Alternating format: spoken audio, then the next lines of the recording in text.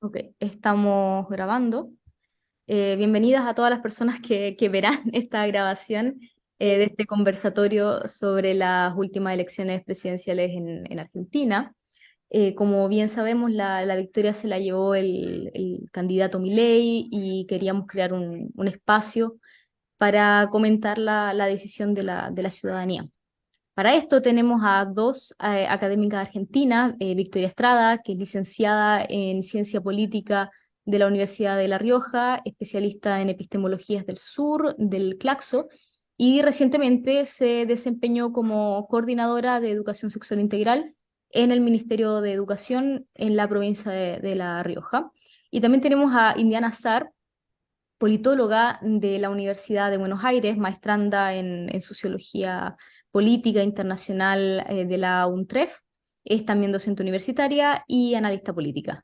Ellas nos pondrán en contexto y profundizarán en el tema. Pueden iniciar con la discusión. Victoria, si quieres compartir tu pantalla.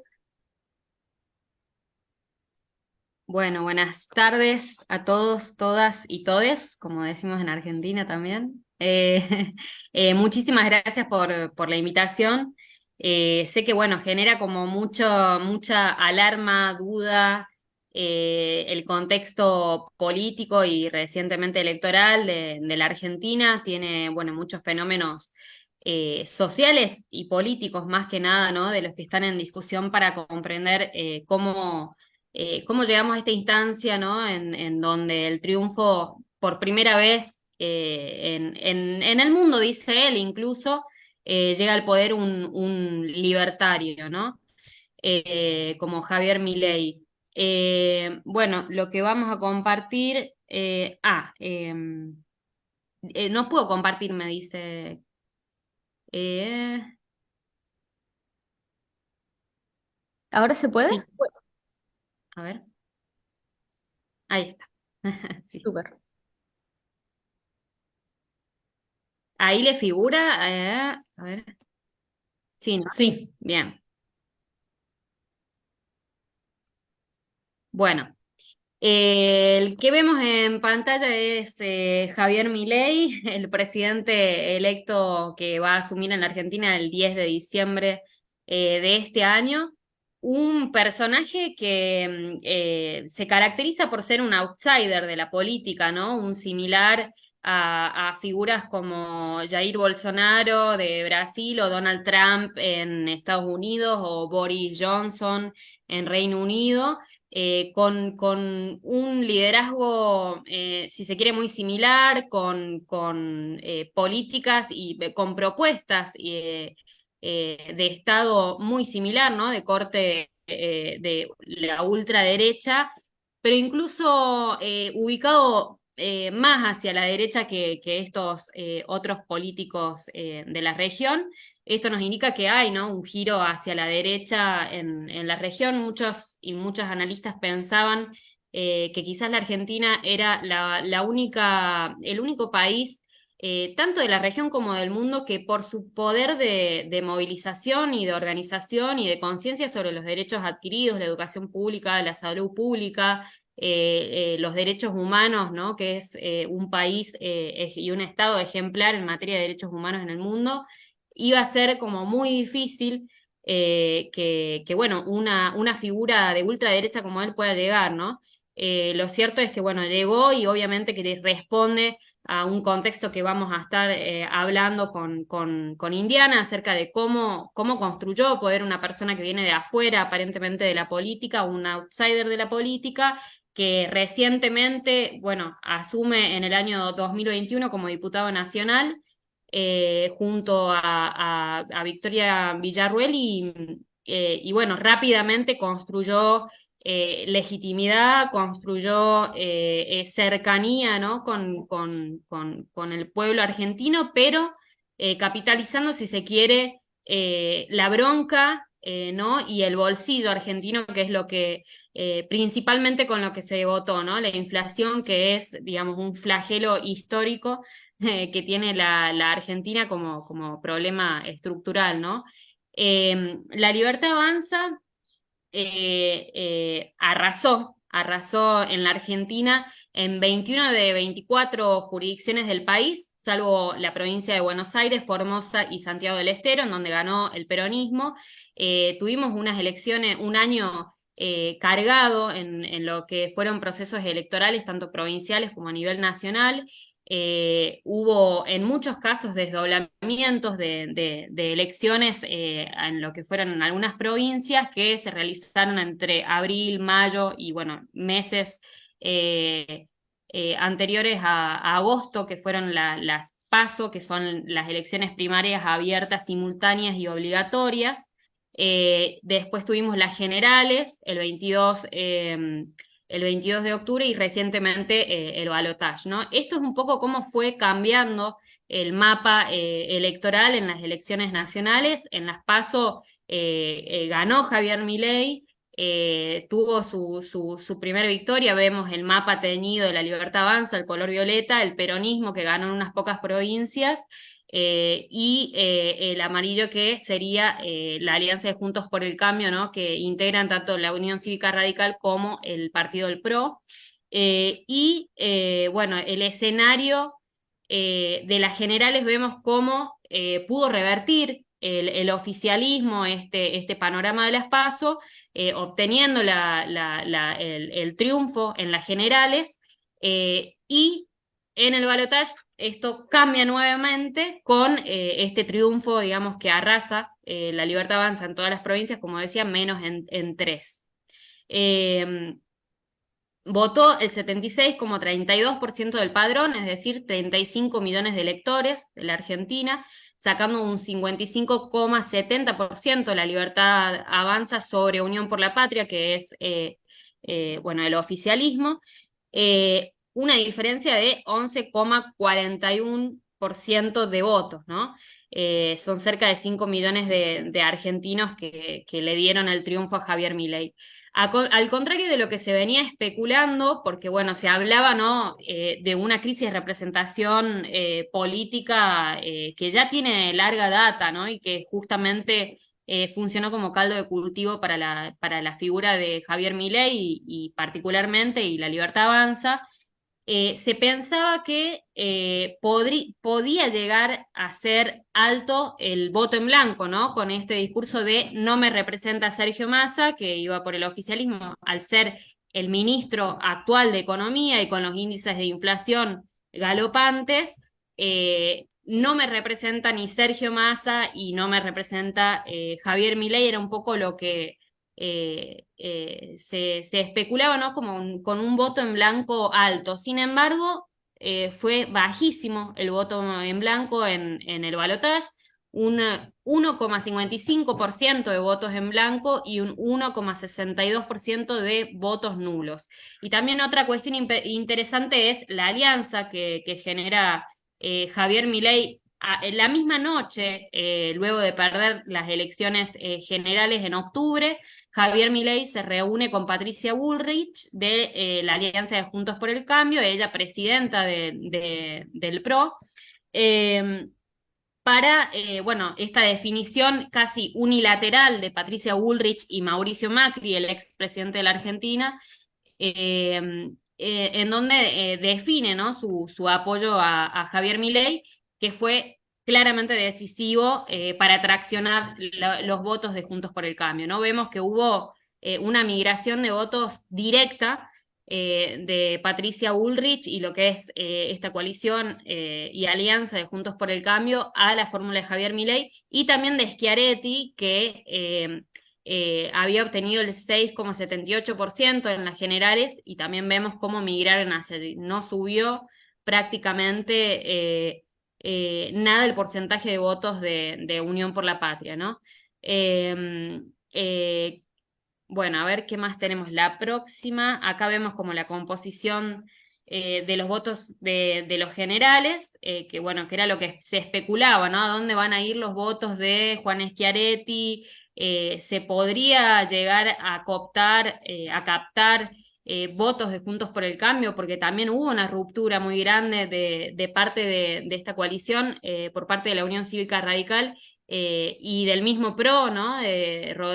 Rodríguez Larreta, en donde se diferenciaban explícitamente de la figura de Javier Milei y decían no acompañarlo, ¿no? Pero ese no acompañamiento no era un acompañamiento explícito a Sergio Massa, sino simplemente decir no acompañaríamos de ninguna manera a Javier Milei porque, bueno, tiene propuestas que atentan contra las bases democráticas o propuestas de ultraderecha como la privatización de la educación pública, de la salud pública, de la obra pública, la venta libre de armas, de órganos y bueno, un montón de otras propuestas que alarmaban, ¿no? Eran parte de la sociedad.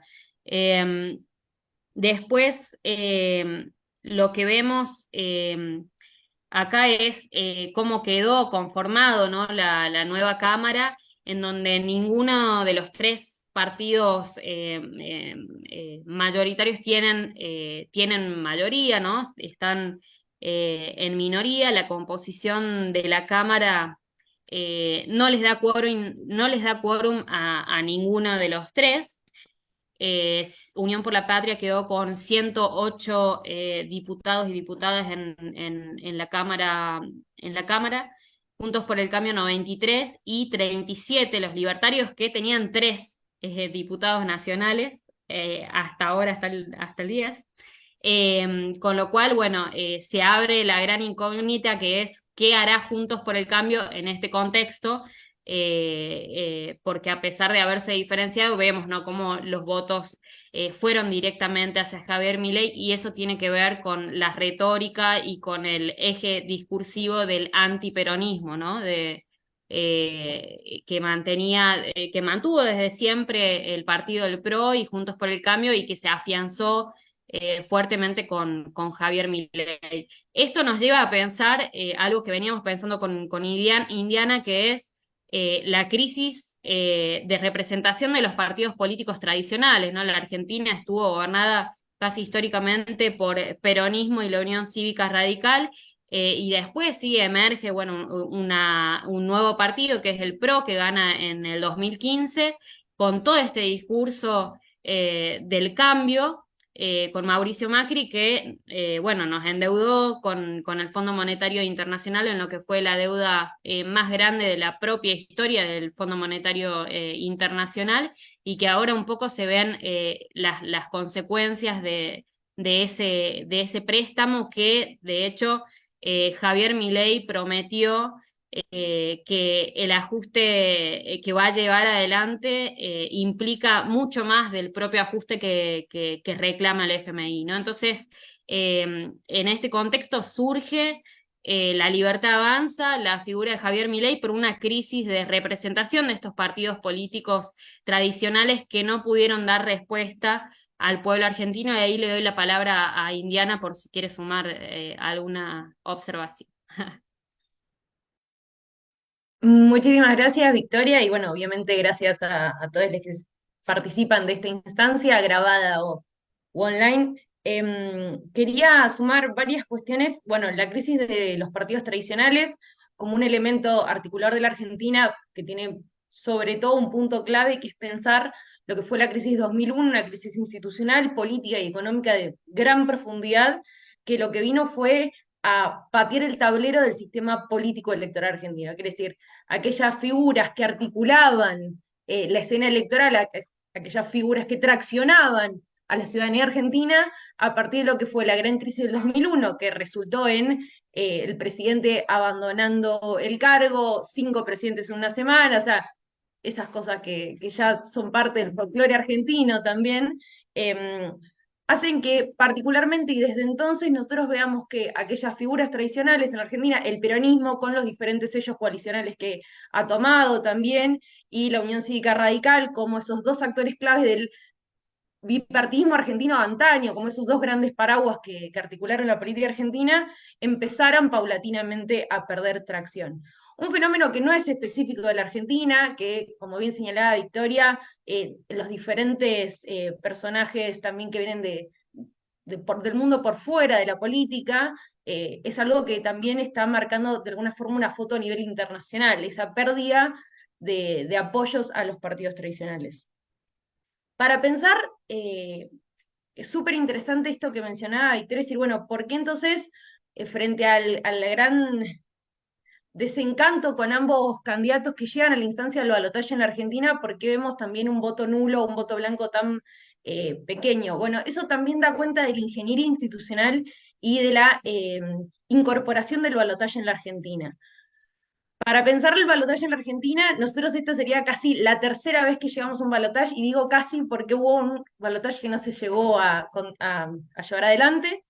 El balotaje en la Argentina se incorporó en lo que fue la reforma constitucional del 94, también conocida como el Pacto de Olivos, que lo que hacía es, además de reformular los periodos presidenciales de 6 a 4 años, en aquellos escenarios electorales donde no se alcanzaran mayorías o un apoyo mayoritario en las primeras instancias, forzar mayorías.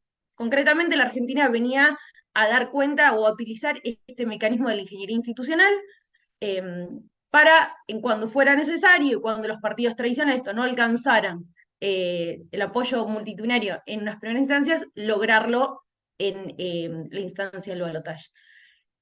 Que era la primera vez que se intentó, que bueno, porque uno de los dos candidatos se bajó, fue en el año 2003, donde habían llegado a la instancia del balotaje Néstor Kirchner y el por entonces expresidente Carlos Menem, quien el segundo se bajó 4 días antes del balotaje. El primer balotaje, el primer momento donde la Argentina pudo poner a prueba esta instancia electoral, fue para el año 2015, en lo que fue el balotaje en el que llegaron eh, Daniel Scioli por parte del oficialismo, como heredero del gobierno saliente de Cristina Fernández de Kirchner, y Mauricio Macri, que venía de su gran paso, sobre todo por la jefatura de gobierno de la Ciudad Autónoma de Buenos Aires. Otro organismo que se creó también con el Pacto de Olivos. Así que esta sería la segunda vez concreta donde ponemos a prueba el balotaje.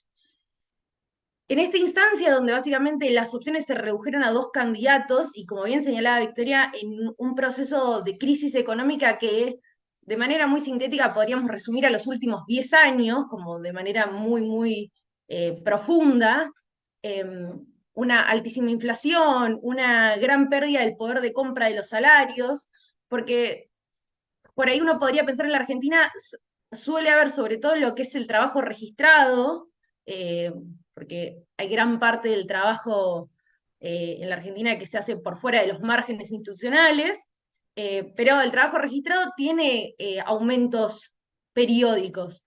Aún así, es notable cómo ese poder de compra se fue depreciando cada vez más, en parte por la situación económica, y pensar el oficialismo, y obviamente afectado por esos vaivenes internacionales, como fue el caso de la pandemia, asimismo la guerra entre Rusia y Ucrania próxima a cumplir 2 años, fueron situaciones que, aún siendo la Argentina referente internacional de derechos humanos, sobre todo, ya vamos a llegar obviamente a los candidatos y candidatas de la libertad avanza, pero aquellos elementos que parecían tan disruptivos para la escena argentina, sobre todo siendo temas de consenso ya histórico, bueno, todos esos temas pasaron a un segundo plano en esta instancia donde la situación económica a nivel prácticamente estructural es el tema más acuciante.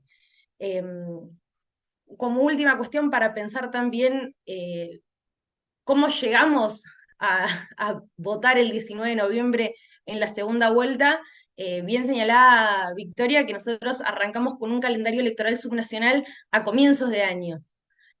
Tuvimos una primaria abierta simultánea obligatoria en la provincia de La Pampa en febrero, arrancando oficialmente el calendario electoral, o sea, hace muchos meses, lo cual también generó un escenario de hastío transversal que no sumó de manera favorecedora al escenario político actual. Em, lo cual también nos permite pensar en esto que señalaba en la imagen Victoria, cómo es que hoy el presidente electo tiene este porcentaje minoritario de apoyos, sobre todo en el Congreso Nacional, frente al no tener elecciones concurrentes, o sea, que no fueran congruentes las fechas electorales. Lo que se buscó en gran parte es que los gobiernos provinciales poder traccionar para sus propios intereses el apoyo a nivel local buscando correrse también de la gran disputa que se iba a dar a nivel nacional. No sé, Vicky, si querés que sigamos con el PowerPoint.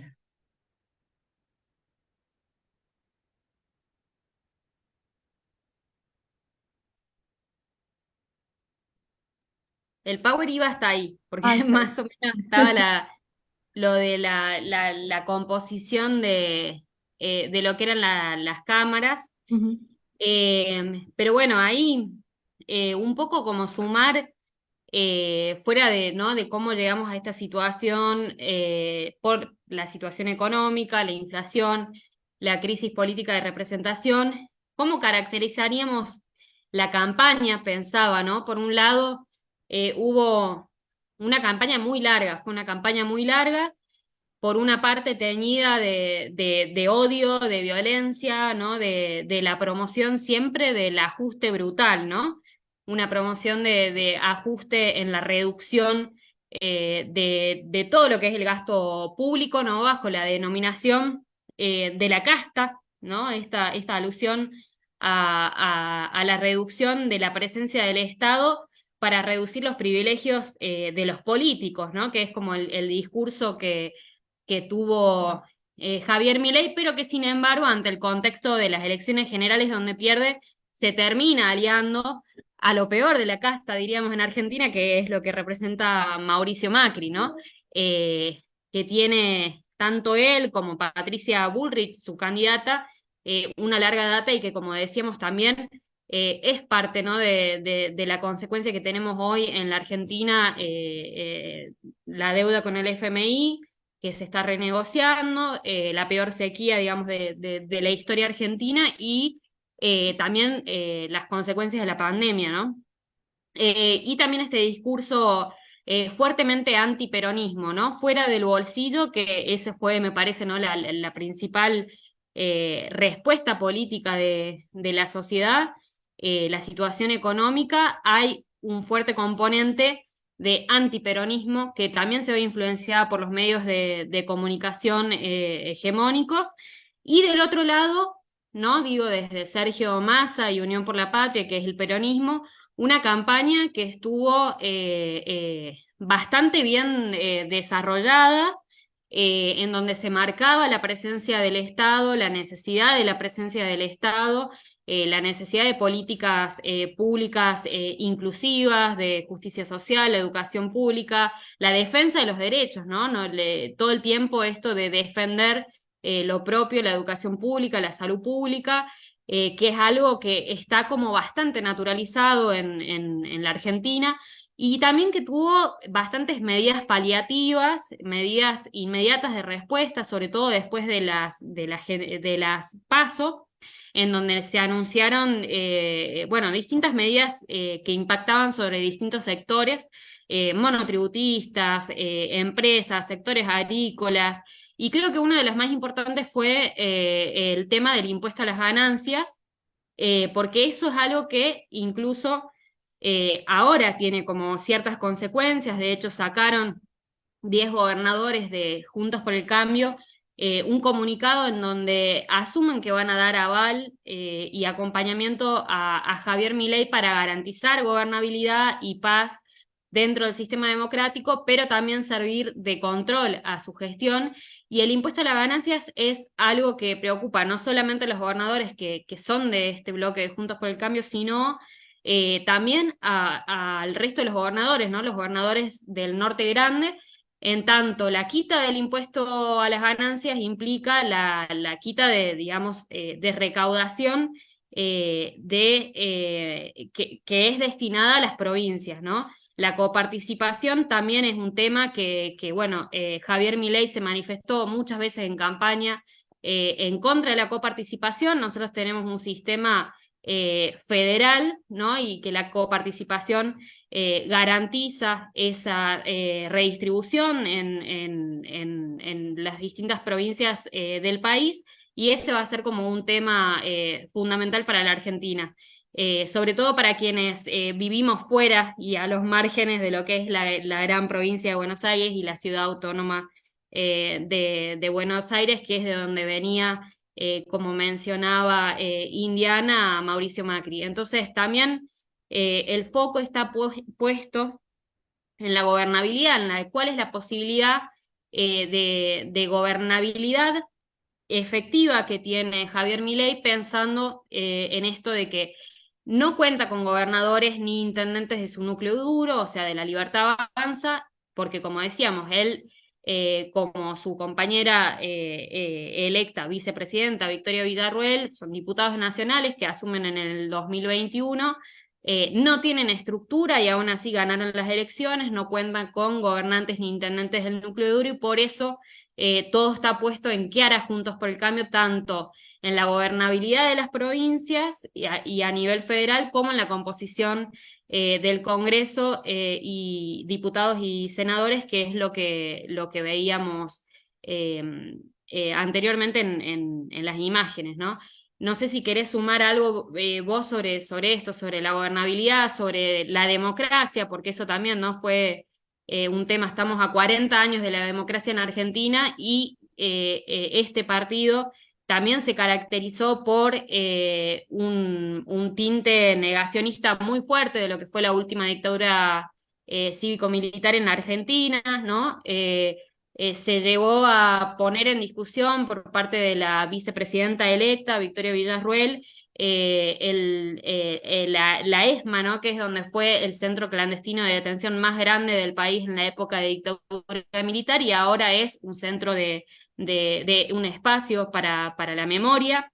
Se puso en duda y en discusión un revisionismo histórico que cuestiona los 30.000 desaparecidos de la Argentina. Hay vínculos de Victoria Villarruel con lo que es el sector militar, hacía visitas a Videla.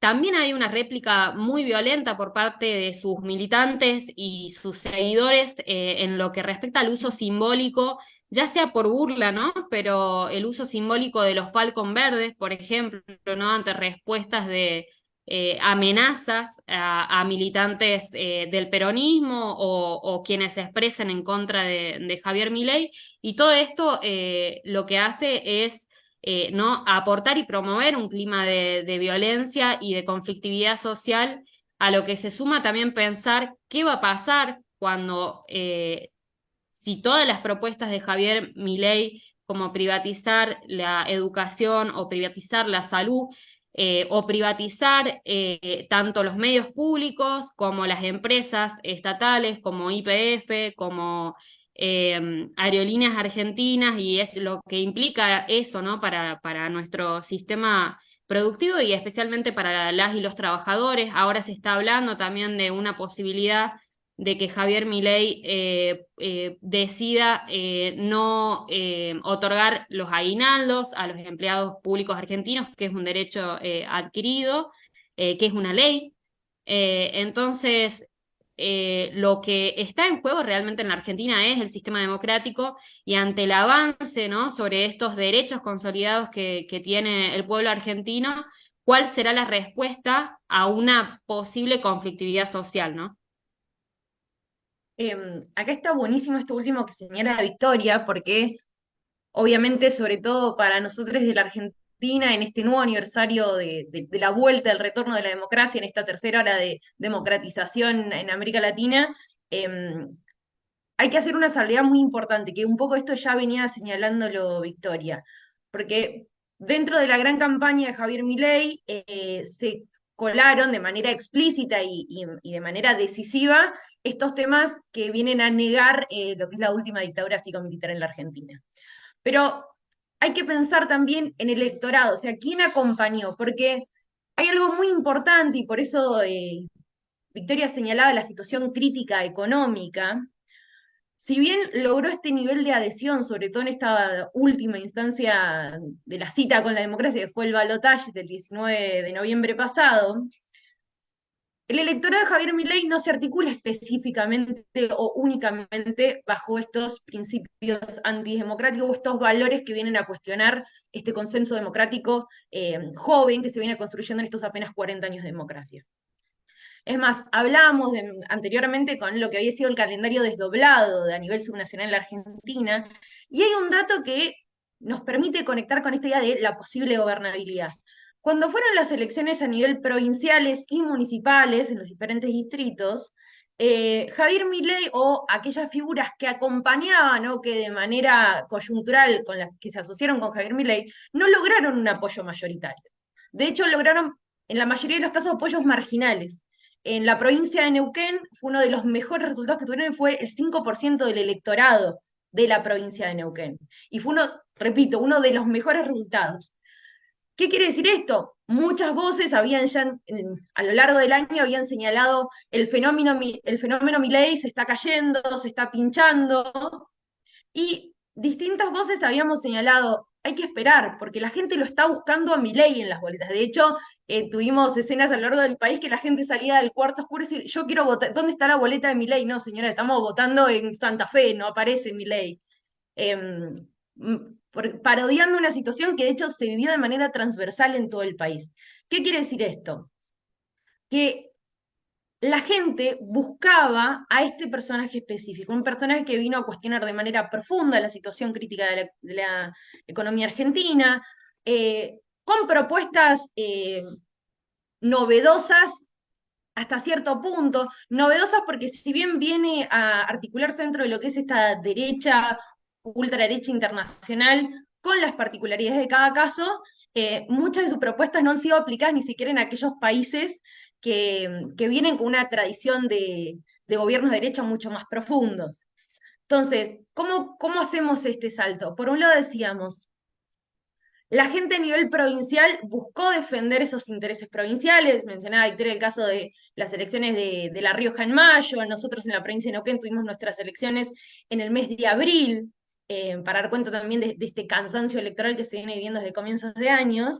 Y es importante ver también esa distribución de votos, que en esas instancias el apoyo a Milei fue minoritario. El tema es que el gran tópico es a nivel nacional, es la cuestión económica a nivel nacional.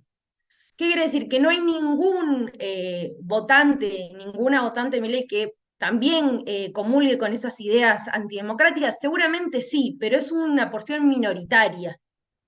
Es una porción minoritaria. El tema es que al haber logrado este apoyo electoral, esta representación tan grande a partir de la instancia del balotaje, un tema en este porvenir que estamos analizando de manera incipiente, porque la asunción va a ser recién el 10 de diciembre, Día de la Democracia y Día Internacional de los Derechos Humanos, parte también de esta ironía de la Argentina, eh, será ver hasta dónde busca avanzar con esta agenda de derechos ya establecidos que tiene la Argentina y, bueno, va a ese consenso democrático. Un tema muy importante, y acá en este sentido te invito, Vicky, para que lo compartamos, pensando en la situación estatal, la, la búsqueda de la privatización, entendiendo que las empresas nacionales son un gasto, entendidos únicamente como un gasto, una de las claves había sido la cuestión de YPF. YPF, que son los yacimientos petrolíferos fiscales en la Argentina, es como la empresa de hidrocarburos bandera. Acá hay una cuestión muy importante para pensar que incluso a nosotros en la Argentina se nos pierde vista. La Argentina solo posee el 51% de las acciones, o sea, no es una empresa mayoritariamente argentina. Tendrá la mitad más uno, podríamos decir, pero no es que el total de las acciones son argentinas. Hay otro montón de socios capitalistas dentro de la empresa, pero que la Argentina tenga esa mitad más uno de las acciones le permite tener una posición muchísimo más fuerte en la toma de decisiones de la mesa gerencial de YPF y también ser ese socio mayoritario en lo que son la recaudación de la gran producción que está teniendo la Argentina. En los últimos 10 años lo que vamos a tener sobre todo es el desarrollo de lo que es el yacimiento de Vaca Muerta, que es un yacimiento de hidrocarburos no convencionales, que es uno de los más grandes a nivel internacional. A nosotros desde la Patagonia nos interesa particularmente como productores de hidrocarburos, y específicamente la provincia de Neuquén, que es de donde me encuentro yo, tenemos la gran mayoría de lo que es esta cuenca petrolífera, ¿no? Se reparte entre la provincia de Río Negro, La Pampa, Mendoza y Neuquén, pero el grueso del territorio productivo se encuentra en la provincia de Neuquén. Y a partir de lo que han sido últimas medidas, hablamos, por ejemplo, de lo que han sido las decisiones estatales, tenemos, entre otras cosas, lo que ha sido el desarrollo del gasoducto presidente Néstor Kirchner, que lo que busca es conectar la producción de hidrocarburos argentina con los países vecinos, en parte con Chile, pero también están desarrollándose estas vías de comunicación para con Brasil. Y la Argentina específicamente sobre estos temas está generando muchísima recaudación, un poco también que viene a sumar esta idea del federalismo fiscal que tenemos con la coparticipación. Distintas voces ya salieron a decir que sería errado y sería incluso una pérdida de ingresos para el gobierno nacional que se buscara privatizar esta empresa específicamente, YPF. Se pueden hacer otros análisis sobre otras empresas que tienen otro tipo de funcionamiento, incluso sus rendimientos por ahí no necesariamente son los mejores en esta situación, pero el caso de un recurso clave como los hidrocarburos es fundamental para pensar la Argentina de cara al mundo, y de hecho aquellos ejemplos internacionales que son la principal referencia de Javier Milei, como el caso de Estados Unidos, por ejemplo, estos países no tienen privatizado su sistema de energía. Entonces, me parece que hay un tema súper importante y ese va a ser un tema también para pensar las relaciones que va a tener el gobierno de Javier para con el mundo, porque a lo largo de la campaña, eh, sobre todo en las instancias de los debates, nos encontramos un gran cuestionamiento a quienes son los socios comerciales principales de la Argentina, como son el caso de China y Brasil específicamente, lo cual también va a generar, si bien a lo largo de este proceso electoral hubo avances y retrocesos sobre estas críticas a estos países, se nos abre una nueva incógnita, por si nos faltaban incógnitas, tenemos una incógnita más de acuerdo a cómo se va a posicionar la Argentina en el concierto internacional. Sí, bueno, eso es clave y también sumar la última, una de las últimas, no sé si declaraciones, pero informaciones de que antes de asumir, Javier Milei va a viajar a Estados Unidos y al Estado de Israel, ¿no? Antes del 10 de diciembre, una de sus prioridades es visitar estos países, ¿no? Con quien ciertamente tiene una gran afinidad política, pero bueno, esa incógnita de decir cómo se va a manejar en el tablero internacional, también anunció como que se encontraría con Kiev, y bueno, esa es otra de las incógnitas, y ahí pasamos un poco también a lo que es el rol del Estado en lo que vos mencionabas, de esta intención, esta clara intención de lo que va a ser efectivamente su política, pero veremos hasta qué punto, ¿no? Hasta qué extremo lo lleva, que es la reducción del gasto público fiscal, del gasto público y lo que es un ajuste. Él habló de un ajuste de shock, ¿no? Ya anunciaron como que iban a ser 6 meses duros, iba a haber una reducción impositiva, un ajuste fuerte del gasto público que se ve incluso en la propia conformación de lo que es la estructura, ¿no? de su gobierno. Se reduce su plan de gobierno a 8 ministerios, ¿no? Solo para dar cuenta de ministerios importantes que van a asumir el rango de secretaría, como la Secretaría ahora de Salud, de Cultura, de Educación, anteriormente ministerios, ¿no? Se van a ver comprimidos en lo que es un Ministerio de Capital Humano, ¿no? Se reduce a 8 ministerios bajo este discurso de la casta política, ¿no? Reducir el gasto público, reducir los ministerios y también dijo el ministro o el ministerio que gaste de más se lo echa, ¿no? También se proyecta, según sus propias palabras y sus propias declaraciones, una inflación de 18 a 24 meses más, una incógnita respecto también de qué pasaría con su propuesta de la dolarización, y el fin de los programas de precios justos, que un poco lo que podía hacer era gestionar o alivianar el impacto de la inflación en el bolsillo, ¿no?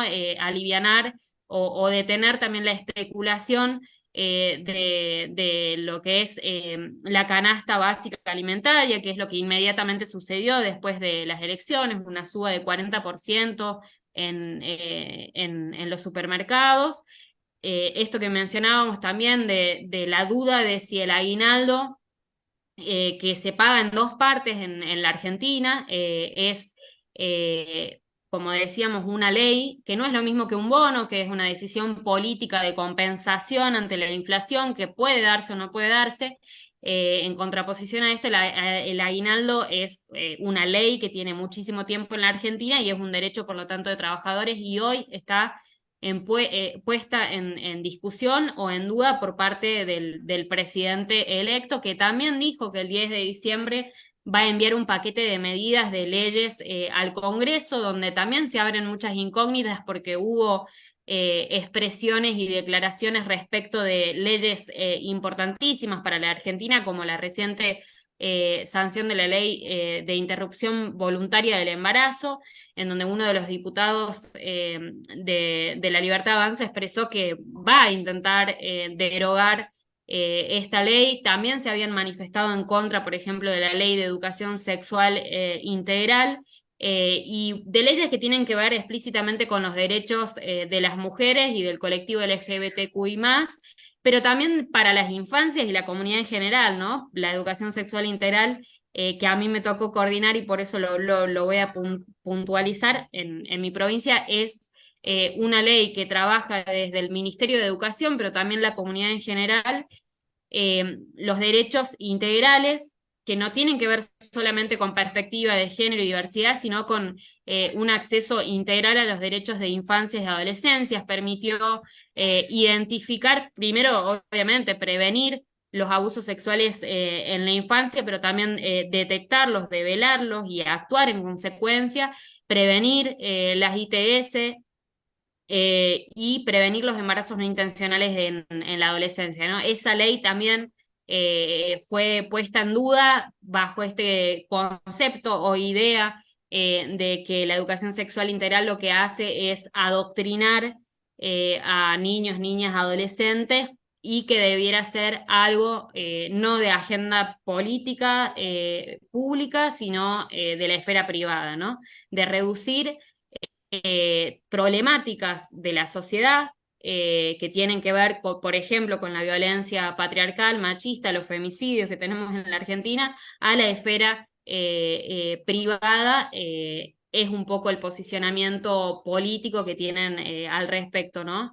La suspensión de la obra pública también fue otra de las recientes declaraciones que ya había mencionado anteriormente Milei, esta idea de privatizar la obra pública, delegarla al mercado, y que ya gobernadores decidieron, ¿no? Preventivamente, como algunos gobernadores, detener la obra pública hasta tanto no se tenga mayor información sobre cómo va a proceder esto a nivel nacional, ¿no?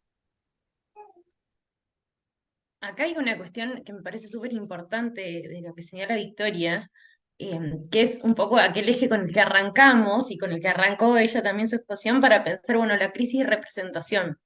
Esta crisis de representación en la Argentina que hoy está tomando esta forma tan cabal, en parte también es porque, y para pensar un poco, bueno, desde la cuestión de la epistemología, que acá Vicky es la especialista, pensar cómo el peronismo, o el campo nacional y popular en la Argentina específicamente, que tiene una configuración específica, que también es tan específico de la Argentina, pero podríamos vincularlo con aquellos valores de la socialdemocracia a nivel internacional, la justicia social.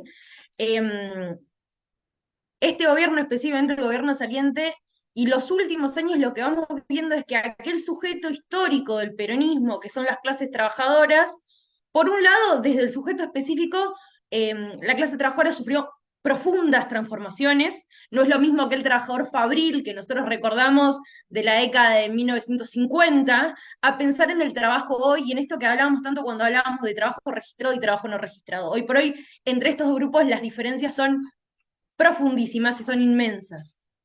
Entonces ya de por sí tenemos un cambio en el sujeto político del peronismo per se. Y asimismo, tenemos una situación desde el gobierno donde se ha reconfortado en una clase media burguesa, que también como una gran bandera de la Argentina, esta clase media que era el símbolo del ascenso social, eh, a partir de la salud pública, la educación universitaria restricta. Pero lo que vemos, y obviamente se han dado legislaciones que han tenido un gran impacto a nivel social, pero sobre todo lo que vemos es que la situación económica de los sectores de las clases medias y clases populares se ha visto abandonada. Vamos a tener grandes hitos. Victoria mencionaba el caso de la interrupción voluntaria del embarazo. En los últimos años vamos a tener la ley de identidad de género, el matrimonio igualitario como hechos fundamentales para pensar esta mejora integral de la calidad de vida de la ciudadanía argentina. Pero el tema es que, y para pensar, porque decimos, bueno, ¿por qué la gente votó a alguien que va en contra de los derechos, en contra del crecimiento de la actividad estatal, que sobre todo en muchas provincias es un eje fundamental del trabajo registrado? Es que decimos, las personas que en la situación actual no tienen los medios necesarios para la subsistencia, hoy por hoy la Argentina está en uno de sus puntos más críticos también en la cantidad de porcentaje de pobreza a nivel nacional, son efectos que no repercutían en su bolsillo, que no le permitían un crecimiento en esto que tanto hablamos de la depreciación de los ingresos. Entonces, ahí también del gobierno nacional va a quedarnos en hacer esta autocrítica, y este va a ser el punto nodal para que la Argentina y en sí mismo el peronismo, o en este caso el sello Unión por la Patria, que fue el que se presentó en las elecciones, pueda hacer la autocrítica correspondiente tanto para participar en el ámbito legislativo como la primera minoría, sobre todo en la Cámara de Diputados, y asimismo pensar una proyección como una oposición sólida al gobierno naciente de Javier Milei. Me parece que eso va a ser una cuestión súper importante para pensar cómo el sujeto político, o sea, cómo el electorado fue mutando y cómo no se le han ido dando respuestas. De hecho, esto también nos suena parecido, pienso, por ejemplo, con las diferencias del caso, lo que fue la asunción de Donald Trump. Si nosotros pensamos cuál fue el electorado, aún también con la diferencia del colegio electoral, que es que no tienen voto directo en los Estados Unidos, si nosotros vemos aquellos sectores vinculados a los sectores rurales, a los sectores trabajadores, acompañaron masivamente la figura de Donald Trump, mientras que las élites intelectuales, la inteligencia, acompañó a la figura de Hillary Clinton. Lo que también nos da cuenta de una desconexión profunda entre, podríamos decirlo, las cúpulas y las bases.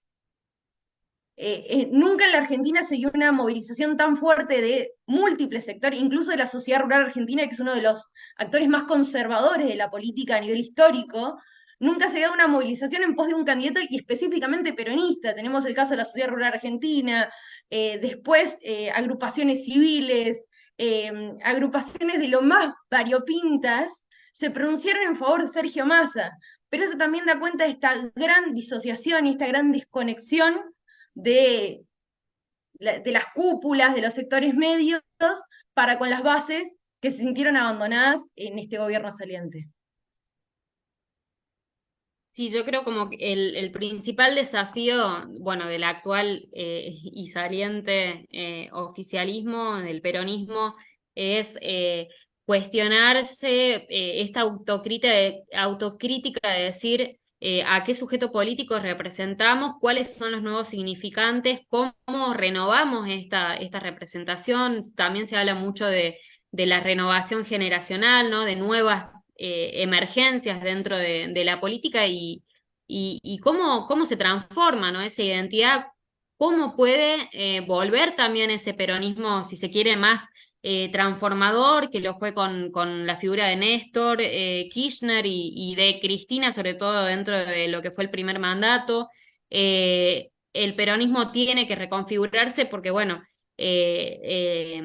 su estancamiento y su distanciamiento, como vos decís, de las bases, llegaron a este resultado. De todas formas, también está esa salvedad, ¿no? Ese reconocimiento de parte de la mayor parte de la militancia, sobre todo del peronismo, pero también de otros sectores de organización popular, de sectores populares de la resistencia, ¿no? Ahora a resistir, organizarse y ver qué estrategias de organización popular se toman, ¿no? Para resistir al avance de medidas que vayan, ¿no? En contra de los intereses del pueblo. Yo creo que el voto a Javier Milei fue un voto realmente con esperanza, un voto, si se quieren, de desesperación, ¿no? De mejorar la situación económica y de confiar, eh, aunque eso signifique, incluso aunque eso signifique un salto al vacío, ¿no? Porque estaba esa decisión como, bueno, si explota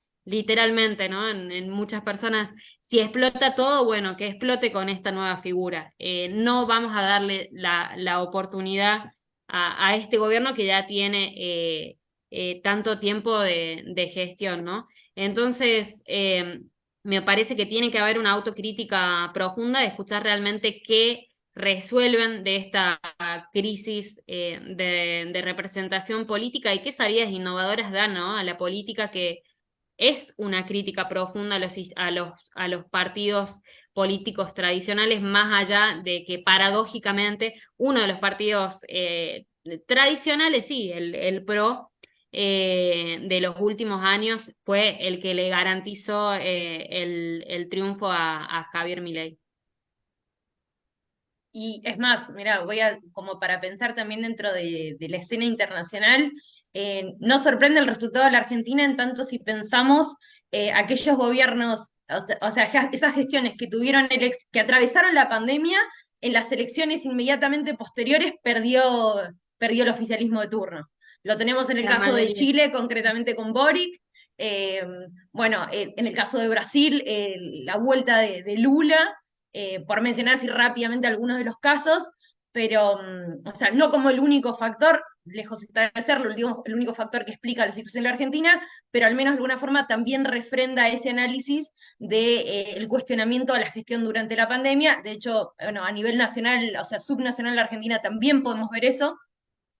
Y bueno, nos queda un poco la aventura de seguir este caso muy de cerca para pensar cuál va a ser el futuro de la Argentina. Decíamos, ya fue un año tiznado de muchísima incertidumbre y yo creo que eso va a ser un elemento que se va a mantener como un eje articulador de este gobierno naciente. Pero bueno, como siempre, celebrando una nueva cita con la democracia, sobre todo en estos 40 años de democracia, y celebrando los resultados de las decisiones populares, ¿no? Esperando que esto sea un caso de éxito para la Argentina también siempre. Súper, chicas. De verdad, muchas gracias, Victoria, Indiana, por sus intervenciones. Yo tengo sí una pregunta, pero así como media especulativa, de cómo afecta este resultado a la región. O sea, ¿cómo lo ven ustedes? O no, no me espero así ya el análisis internacional ni nada, pero ¿ustedes ven un contagio de color político? Porque, claro, o sea, como decía, está Boric en Chile, está Lula en Brasil, y bueno, podría nombrar a otros. Pero ¿ven un futuro de contagio o ya lo dimos vuelta? Mm, arranco rápidamente yo. No sé si esto necesariamente va a ser un punto de contagio. De hecho, yo creo que ya este crecimiento de la derecha a nivel latinoamericano tuvo un punto más alto, sobre todo cuando teníamos a perdón, a Jair Bolsonaro, bueno, lo que fue la salida del gobierno de Mauricio Macri en la Argentina, Luis Lacalle Pou en Uruguay, Sebastián Piñera en Chile. Yo creo que hubo un momento. Luego de lo que fue esa ola rosa de populismo de izquierda, tuvimos esta contraola De de la derecha derechismo. latinoamericana, exactamente, No sé si vamos a ver ese mismo proceso, porque yo creo que un poco también se había especulado con la llegada de Boric al poder, con la llegada de Lula, que volvía este populismo rosa de izquierda, que lejos está de ser la foto de Noa Lalca. Primero porque aquellos líderes políticos de esa América Latina que se pensaba de una manera mucho más unida y de manera mucho más global, ya no están, más allá de los análisis que podemos hacer de cada uno de ellos. Hoy por hoy, cada uno de los países latinoamericanos está atravesando procesos internos tan particulares que hace que cada actor esté jugando su propio juego. Obviamente algunos con mayor o menor interés de jugar de manera grupal, el caso del Mercosur como un caso clave, pienso en Lula, pienso, bueno, en el gobierno saliente de la Argentina también tratando de mantener esas negociaciones conjuntas del Mercosur frente a lo que era Sebastián Piñera en Chile y la Calle Pou, que buscaban esa independencia dentro del bloque del Mercosur. Pero yo no creo que esto vaya a ser algo mucho más generalizado, en parte por esto, la situación de cada país es particularmente muy sensible, entonces cada gobernante busca atender a su propio juego, eh, pero en todo caso sí viene a dar aires de renacimiento a esta situación de la derecha latinoamericana. No necesariamente me parece que esto vaya a ser como una punta de lanza o que él vaya a liderar la derecha latinoamericana a partir de ahora, pero en el caso, por ejemplo, que él lograra vencer en las elecciones del año que viene Donald Trump, a nivel americano sí podría ser un caso mucho más complejo, ¿no? Pensando en posibilidades, no es que queramos hacer futurología, pero bueno, lo mismo, Uruguay tiene elecciones en el 2024, entonces me parece que esas relaciones, tanto al interior del continente americano como de la Argentina para con el mundo, van a tener que de alguna forma esperar también esos resultados en el ámbito internacional. Sí, Perfecto. creo que por ahí el cambio de los ciclos, si se quiere, es como más reducido y yo creo que tiene que ver con estas dinámicas internas de los países. También tenemos Ecuador, que recientemente hizo también su giro hacia la derecha, donde perdió la candidata de Correa, Luisa, María Luisa, si no me equivoco. Y en un contexto también de extrema violencia, ¿no? Como efectivamente un contexto de extrema violencia en Ecuador, y que bueno, ojalá no se replique en otros países, pero bueno, también coincido con esto de que la situación es sensible. Por ahí lo que a mí sí me preocupa en particular en lo que hace al continente americano es el vínculo de Estados Unidos con la Argentina y sobre todo con esa posibilidad de un Donald Trump en el poder, ¿no? Y el vínculo que tiene tanto con Mauricio Macri como con Javier Milei. También la cuestión de YPF, ¿no? Y la jueza de Estados Unidos demandando, ¿no? Una deuda a YPF que ahora dijo que sería posible saldar con la entrega de activos de YPF. Eso es muy reciente porque en la Argentina las noticias son minuto a minuto. Y bueno, con toda la potencialidad que mencionaba Indiana que tiene YPF, que es sumamente estratégico para la Argentina y que tampoco implica tanto gasto, más sí ingresos para el país en una situación crítica, ¿no? Así que sí, eso como para sumar. Súper.